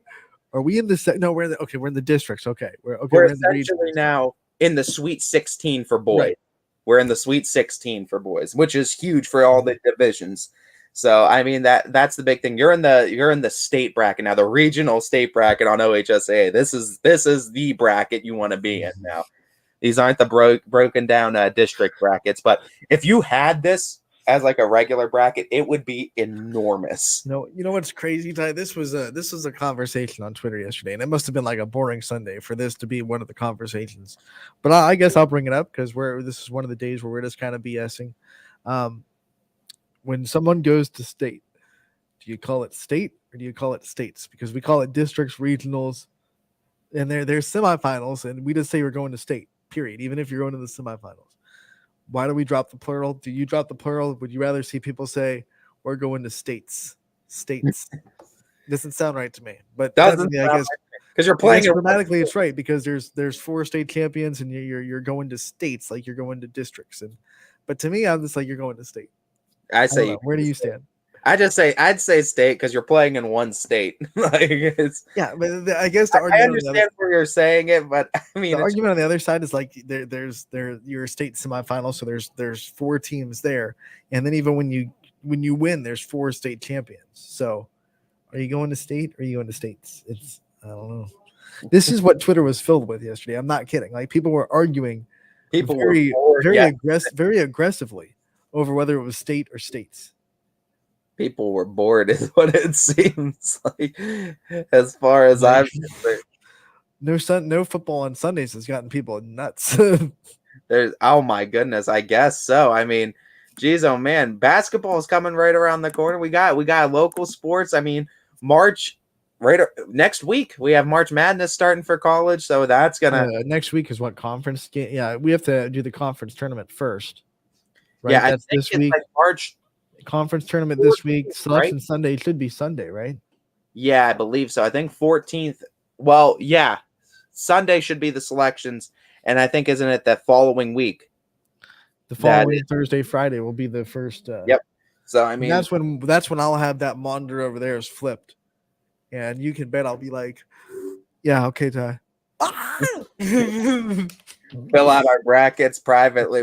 I'm gonna have to fill out a bracket once they all come out. Every year we have the YSN like bracket challenge where we make a group on the ESPN bracket challenge and we kind of send it out to our socials and say if you want to join us. So we'll do that again this year. And if you feel like you can beat the quote unquote experts of YSN, feel free to try. The experts. Anthony's like, I am 2-0. I'm done with experts because I'm losing at everything. So I'm not beating myself on the chest at all. Yeah, you have. I got whitewashed in our regular season pick'em. So. It's all right, Anthony. It's all right. We got some games coming up this week too, Wednesday and Thursday. So it's going to be fun as far as our regionals starting for boys too. Tomorrow we're going to have all these coaches that have won their district championships on from YSN coverage. We'll have our first spring sports preview because we're going to have head coach of the 5th softball team, Stephen Ward, coming on tomorrow as well. Coach Ward from the Lady Falcon softball team. I'm sure he's got to be super excited about all the things he's got this year. I mean, Falcons always have good women's sports programs too, but a lot of softball team that was on.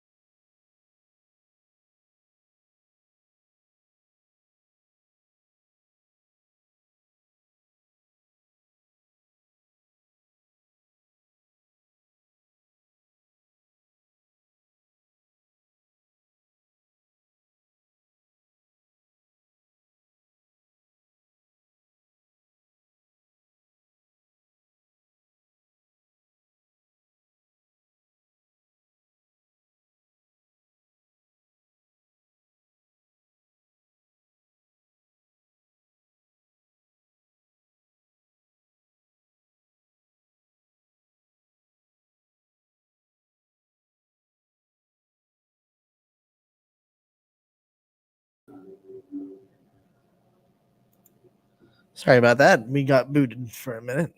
We're back. Ty, are you back? Maybe Ty's not back. Ty just left.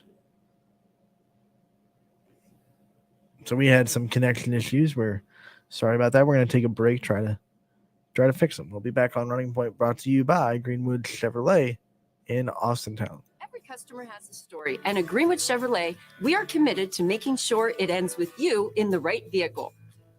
I get to be part of somebody's adventure, whether it's buying a car for the first time, helping them get approved, or finding the perfect car for their budget. I'm proud that people trust me with their finances. They trust me to take care of them, and they trust me with their story. I'm Tracy, and I'm ready to go the extra mile for you, only at Greenwood Chevrolet. Working with your family can be stressful at times, but because they're family, you know that you're going to get a loving, honest answer, even when things don't make sense to any problem. Dealing with Medicare can be confusing and overwhelming. That's why here at Myers Family Insurance, we do our best to give you honest and caring answers to all of your questions.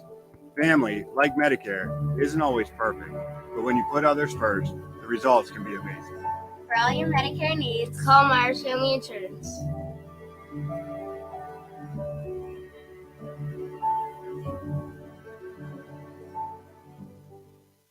It's storm season. I think we're under the gun for some heavy storms over the next couple of hours. And Storm Tracker 21 is ready. This is probably the one we're keeping a closer eye on. On air, And locally, we're going to have a lot of eyes on our area. Online, All right, let's talk high-res futurecast and the timing of this weather. on social media, and on our app. Notice we'll have scattered showers on Thursday. Stay ready with Storm Tracker 21. The severe weather threat now through around sunset this evening. Hi, this is Tommy Clem, owner of WRS Insurance Solutions. WRS Insurance Solutions is a local independent agency that specializes in life, Medicare, long-term care, and disability products. Call us at 330-953-3722 or visit us at wrsinsurancesolutions.com to learn more. Good luck to all the student athletes in the Valley.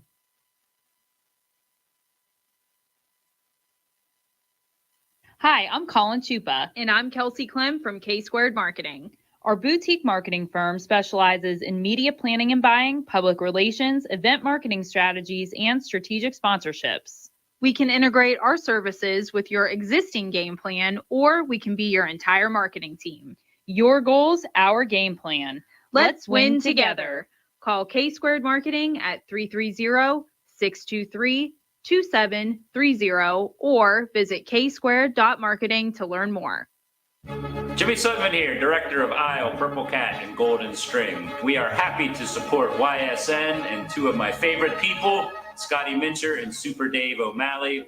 We are an agency that provides services for adults with disabilities. We infuse humor, passion, and joy into their lives. If you know of any folks with disabilities that need our assistance, please contact us.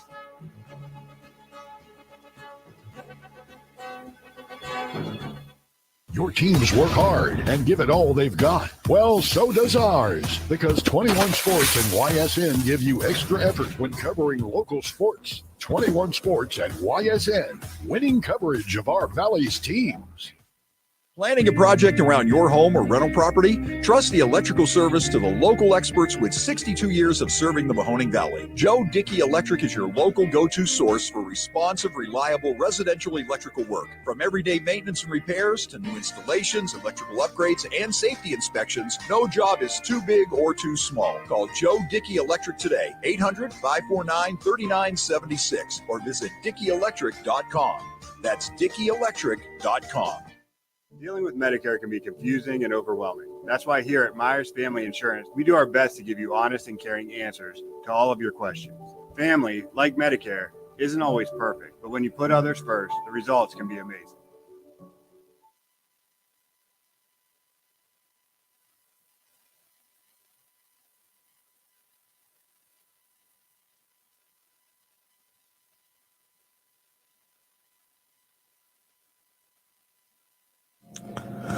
Welcome back to Running Point on YSNLive.com, brought to you by Greenwood Chevrolet in Austin. We think we have the connections problems fixed, and we actually got them fixed pretty quickly. I thought that would be a more lengthy problem as we pop Ty back into the game here. Ty, I was afraid our show just ended early. Boom, there we go. I thought our show just ended early. Yeah, the Blitz Gremlins had the mic drop, and they were just like done. They were like, "No, you're done. It's over today." They didn't want us to talk about Cindy Watts. No. I guess not. But we're still going to do it. Screw you, Glitch Gremlins. Oh, man, I don't know if you've seen this freshman for Fitch at all or if you've seen anything about her. Sydney Watts is going to be a Division I superstar pitcher, barring a healthy high school career. Coming into a freshman season, she's hit 68 on the gun. And if you don't know softball, 68 is equivalent to your 95, 96 mile an hour fastball in baseball. If she got up to 70, it'd be straight up 98, 99 mile an hour fastball in baseball. She's not going to live at 68. She hit 68 like once in fall. She'll probably live in like the 65, but even 65 is like your 90 to 95 mile an hour fastball. So 65 is elite, and not a lot of hitters are going to be able to catch up to it at this level. And that's going to be insane to see what she's going to be able to progress to as a senior. She might be throwing some just gas. If she hits 70, no one in the area is going to be able to hit it. You'll have to go into like the big schools in Canton, like Hoover. She's hitting like 72 as a senior. if she gets into 72, 73, now we're talking about like Monica Abbott, fastest pitcher. She in the could. world. I So, mean, you never know. You never know. There's one in a million might has be, to come from somewhere, right? like, in the big college softball realm, there might be, I don't want to say a number, it'd be wrong. There might be like 10 pitchers right now in college softball that can consistently hit 70 in 70s. When you're So hitting, if she starts not just hit 70, but if she starts living in 70, you can pitch anywhere in the country. Like everyone will want you, and you have your own pick of where you want to go. she has 3 years of You growth. want to go to Oklahoma, you're hitting 70 and you got control, you're going to Oklahoma. Like if you want to go to UCLA, you're hitting 70, you got control, you're going to UCLA. It's a done deal. She just needs to get a little bit more on it. I mean, and she could. You never know. I mean, she has 3 more years of growth is the scary part. If she's hitting 68, not consistently, I know she hit it like once, but like right. If So I'm not trying to say that she does not live in 68. Like you're not going to get 68. She lives in 65 ish.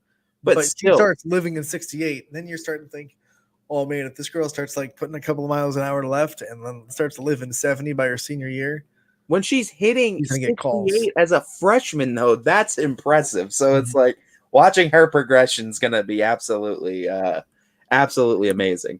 So you thought it was going to be hard to replace Lydia Spalding in the circle. Not so fast, my friend. As yeah, they have great pitching, and it's a great program over there too. And it's going to be fun watching them compete in that AAC too. I mean, they're in a different realm, it seems like, and we'll see how far Fitch can go with their division. To answer this, yes, she's coming into her freshman year, and yes, she does go to Fitch. Sydney Watts, remember the name. It's gonna be one that we're gonna be talking about a lot this season. I guarantee it. I mean, freshman talent has been kind of crazy too around the area in all kinds of sports too. We're seeing these athletes do. I can't wait to see all the freshmen that I don't know about yet. Like, because there aren't a lot of programs that are just putting out like these are our freshmen. You don't have like Fitch softball coach Ward does a great job of social media. Like he's tweeting out every day. So you kind of I kind of got updates on Sydney Watts every day in fall.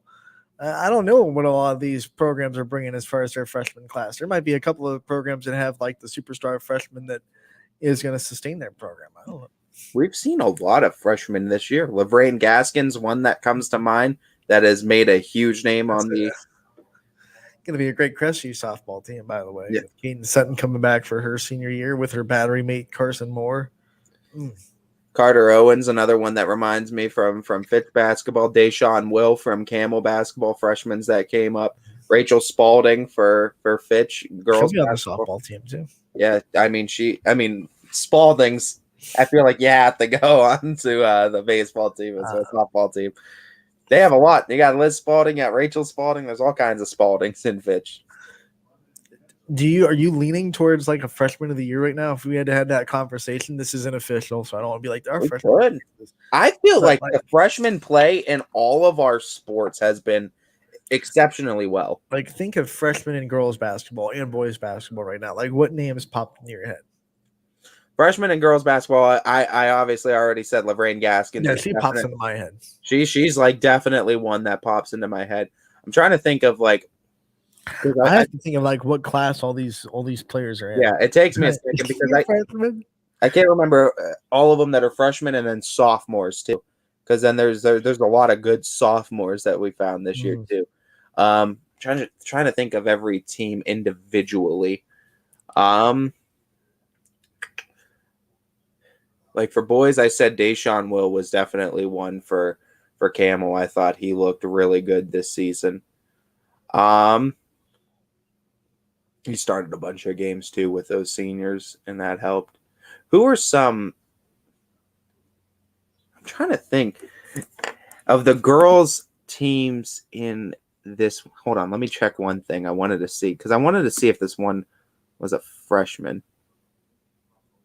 Because, like, I definitely know that. I'm blanking. Right? Yeah, I know. It's hard thinking. I put myself on the spot. I have no one to blame but myself. Yeah, you were like, think of all the freshmen. Not think this through one bit at all. Think of all the freshmen in our 50-some schools right now.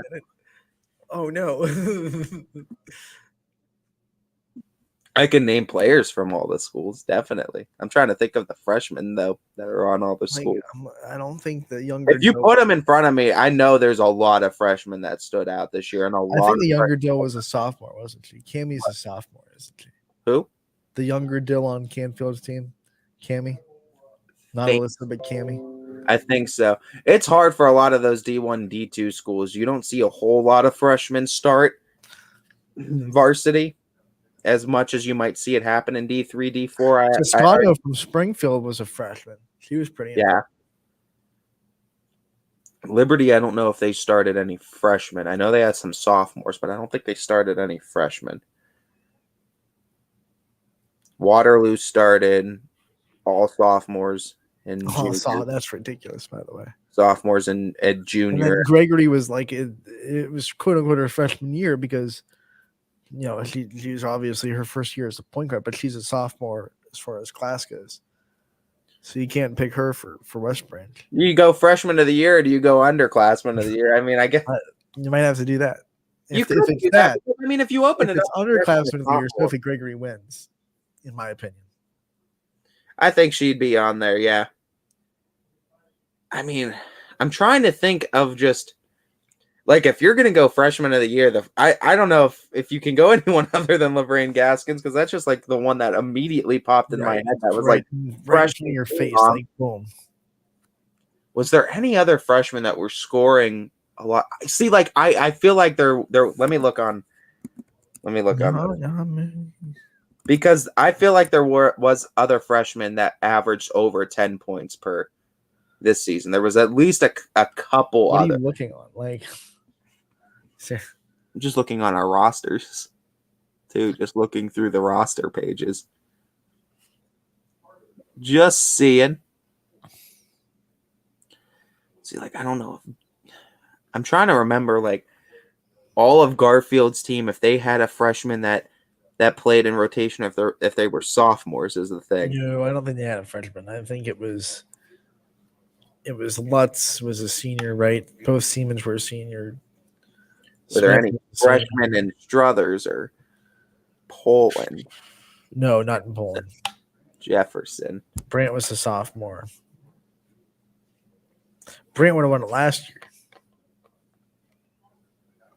I'm actually curious on Ursuline's roster because Ursuline had a very young roster, and that's the one I wanted to check on girls basketball. Yeah, but it was like Elena Smith. She's a sophomore. Scott's a sophomore. Was Scott a sophomore? I don't know. I didn't know. No, she wasn't a freshman. She's either a sophomore or a junior. See, these we're exposing ourselves, but it feels bad. But like these classes mesh together on who's in what class. Well, when you're going from sport to sport, I'm still at some. Nia Burney was a freshman. Carmen Boyd was the freshman. Yeah, I'm just looking at the Katie Culianos. I'm just looking at the freshmen on the team. You don't have to pluralize freshman. It's already pluralized. Yeah, you're right. You're right. But anyway, didn't know you were going to get a grammatical lesson on Running Point today, did you? No, I can't. I think rosters. I definitely think we can. I think there's a pull for a freshman. Of the even year. like Bella Meyer is a sophomore for champion. With these good young athletes, I feel like a lot of them are sophomores. It could be, but I mean, technically, if it's like their first full official varsity season, that's why I said freshman. You could just call it rookie of the year, because if it's their first official varsity year, whether they're a freshman or a sophomore, they're still a rookie if they're playing their first full varsity season. Any of those McDonald girls freshmen? Oh, there's got to be one, right? I don't know if Western Reserve had any start. Western Reserve used Shantz, Eichert, Hughes, Lily Jones. Yeah, Jones. And then Capabianca, I think, was there. I don't think all those. She's not a freshman. Year. All of them were there last year. I remember all those names. Yeah, you thought that. See, we're redeeming ourselves. We don't know the classes, all of them, but I just named 5 starters of Western Reserve. I could, like I said, I could name the players, and I could. They were there last year. I just don't. I know the freshmen of the teams that I've covered. I could tell you Deshaun Will, Isaiah McCray for Camel, Marcel Finkley, Carter Owens for Fitch are definitely like I'm looking at McDonald's right now. that got a lot of playing time down the stretch too. Senior, Girls senior, basketball junior, for summer. Fitch had all kinds of freshmen. Liz Spalding was playing a lot. Rachel Spalding was playing a lot. I mean, just getting some significant playing time too. See, I don't think this Max Prep season even has McDonald's full roster because I know there's a name on here missing. Nope, no, she's a junior. Broderick's a senior. Madig's a senior. Culp's a freshman, but I don't think she played. Well, Anthony, I dug myself in a hole on this. You dug yourself into too deep of a hole that we can't dig ourselves out. Ring gaskets. We're gonna have to definitely look at and break that down though, because I know that there was more freshman talent out there. I just can't tell you who's all a freshman right now off the top of my head. But I definitely think we could look at some lists. We could break it down, and I mean, if we look at full first varsity seasons, you might get some rookie of the year candidates. Because like there's some great play. Sophie Well, Gregory. yeah, like I said, I mean, in my humble opinion, if it was that, I'm looking right at Sophia Gregory. Yeah, she's a good one too. I mean, I don't know if she played last year, but she wasn't a point guard. I'll tell you that much. Yeah, I think if we looked at it and broke it down a little bit more, we could definitely check in on that. United's young, but I don't think any of their players were freshmen. I don't know if they were either. That's just that hurt. that's just the thing. I don't know all the freshmen off the top of my head. Only didn't JFK had a freshman, right? Morrow. She was a freshman. She might have been. I think she. No, I think I need to check. He just pulled the gym. Well, Anthony's checking on that. Previewing tomorrow's show, we will be having, first and foremost, we're going to be having, you said Steve Ward, that's going to be on tomorrow. I almost said noon o'clock. Yeah. He's going to be kicking off our show at noon, so we're going to get right off the top of the hour with Steve Ward, Austintown Fitch softball, and that's just going to be a little taste of what we're going to be bringing. Morrow, a freshman. There you go. You got another one. She's in that conversation. We're definitely going to have to break those down some more. But like we were saying, Steve Ward going to be on at noon tomorrow. He's going to kick off the show for us and give us a little taste of softball, as we're going to be bringing all kinds of softball and baseball previews your way, just like we did with our football and just like we did with our basketball seasons, and we did with volleyball as well. So continuing that into baseball, softball, we'll have something planned for you with that. And it kicks off with Steve Ward. We had Blatch do it for us in basketball, and now Steve Ward does it for us in softball. And then we go into back into basketball, and we're going to talk to our district champions tomorrow, and it goes right into 12:15. Nick Canarino of the Camel Boys basketball team, and looking ahead of that Cardinal Mooney matchup in the regional semifinal, we're going to talk to him and that game against Jefferson, everything that they went through in that one, how they were able to battle back in that third quarter and take the lead, and just that atmosphere they were playing in. And then I believe we also have at 1 o'clock, we are going to be having Coach Siegfried on from Louisville. And they got that big win over Howland, and they get themselves into a regional semifinal matchup, which it's going to be interesting to see if the Leopards can continue their momentum as they play Glenville. And we'll see if the Leopards can get themselves a matchup in the final. Talk with Coach Siegfried in that game about Howland. And then we also have the other side of the Camel Mooney matchup with Coach Palermo, rounding things out at 1:40, as Palermo going to come on, talk about that big win against one-loss Springfield, too, holding the Tigers to just 31 points when they packed that house and they packed that gym over there in Salem. And Mooney able to get that win, too, in a hostile environment is certainly what it felt like. But we'll talk with Coach Palermo about that one and his preview on that side of the Camel Mooney matchup as well.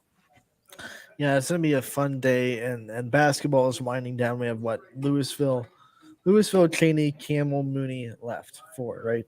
And we know Camel and Mooney, one of them's got to go home. Right, so we have 4 left right now, which is pretty good in regionals. I mean, we had 5 girls teams, now 4 boys teams.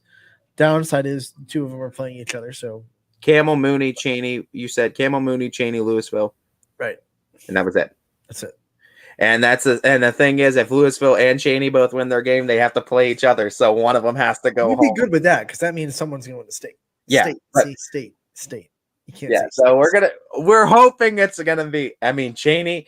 If Cheney beats Akron, St. Vincent, St. Mary, rematch. Here we go. I mean, they competed that's with a huge story, though. They competed with them for 2.5 quarters in the first matchup. I know it was at Cheney. This is a neutral sport. Obviously, a lot more on the line, but Cheney's proven they can compete.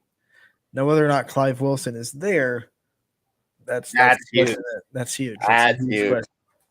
We'll have to see if he's going to be healthy. Obviously, we wish the best of health for all of our student athletes, and I think Boston College commit, correct? Mm-hmm. I think for football defensive end. I mean, he's a big man, and I mean he definitely does work.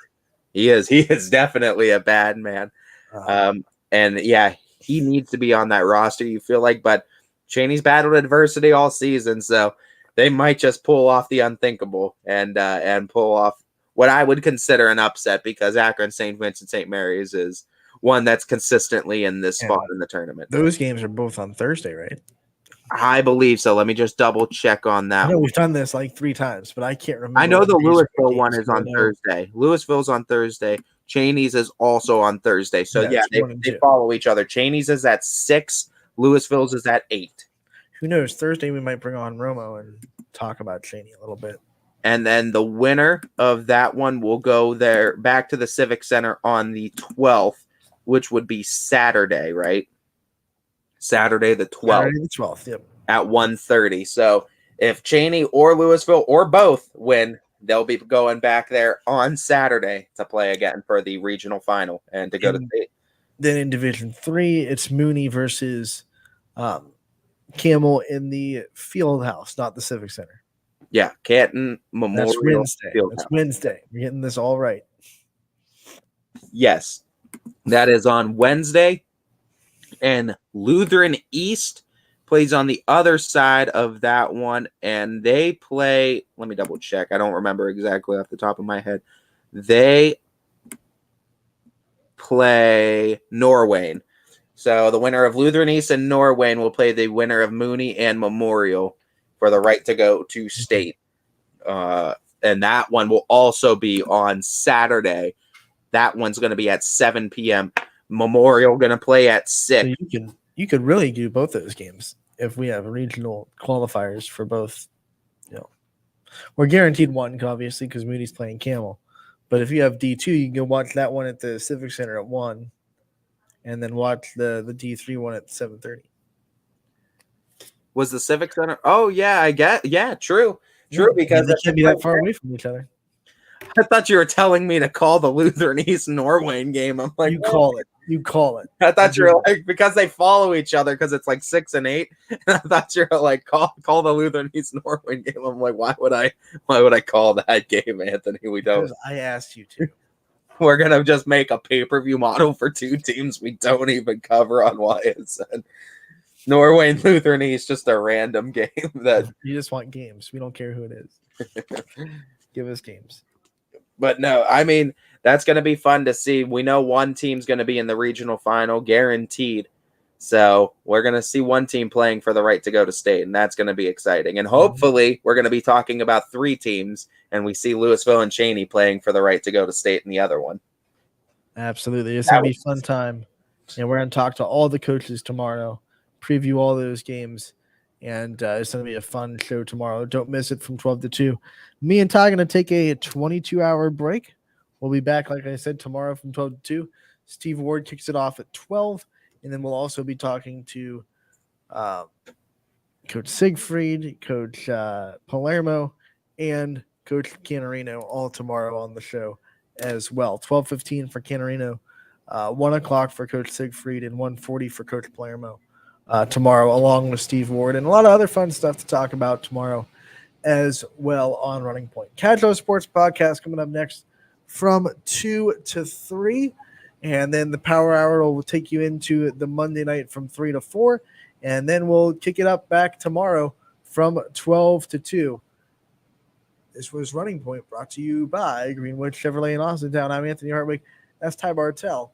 And I ask you, while we give off, Is it possible to stand backwards on a flight of stairs? Let that sink in.